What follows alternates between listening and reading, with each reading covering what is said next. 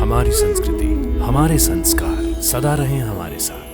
Subscribe करें तिलक। हे मैया, हे देवी महामाया महालक्ष्मी, हे समस्त सृष्टियों की संचालक, हे सुखदायिनी, हे दरिद्रता और दुखों को हरने वाली देवी, मैं आपकी शरण में आया हूं।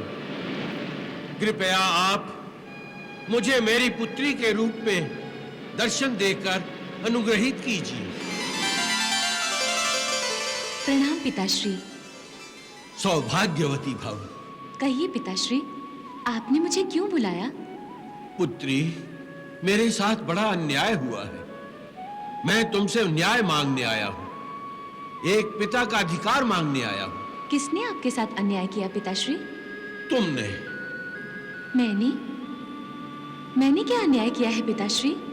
हे पुत्री लक्ष्मी, तुमने मुझे पुत्री होने का आधा ही सुख दिया है, बाकी आधा नहीं दिया। पिताश्री, मैंने आपको कौन से आधे सुख से वंचित रखा है?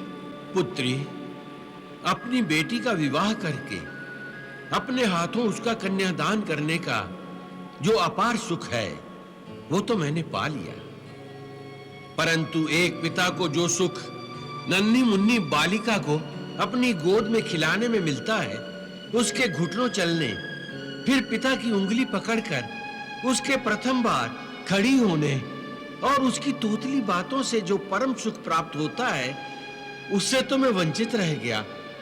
ये मेरे साथ अन्याय है। मैं तुमसे न्याय मांगता हूं, एक पिता का अधिकार मांगता हूं।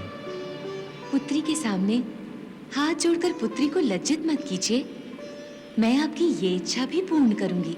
परंतु कब? उसके लिए आपको प्रतीक्षा करनी पड़ेगी। आप सागर हैं, आपको रत्नाकर भी कहते हैं। त्रेता युग में मैं जब वैष्णो देवी नाम से अवतार लूंगी, उस समय आप रत्नाकर नाम के एक परम प्रतापी राजा के रूप में जन्म लेंगे। तब मैं आपकी पुत्री बनकर आपके घर में जन्म लूंगी और पुत्री के संग बाल्यकाल की समस्त लीला का पूरा आनंद आपको दूंगी। परंतु पुत्री के विवाह का आनंद आपको दूसरी बार नहीं मिलेगा, क्योंकि विवाह से पहले मैं तपस्या करने चली जाऊंगी। मेरे जन्म लेने से पहले आपको महाराज रत्नाकर के रूप में कई बड़े-बड़े दुर्गम राक्षसों से युद्ध करने पड़ेंगे, जिससे आपकी कीर्ति बढ़ेगी और चारों दिशाओं में आपकी जय जयकार गूंजती रहेगी।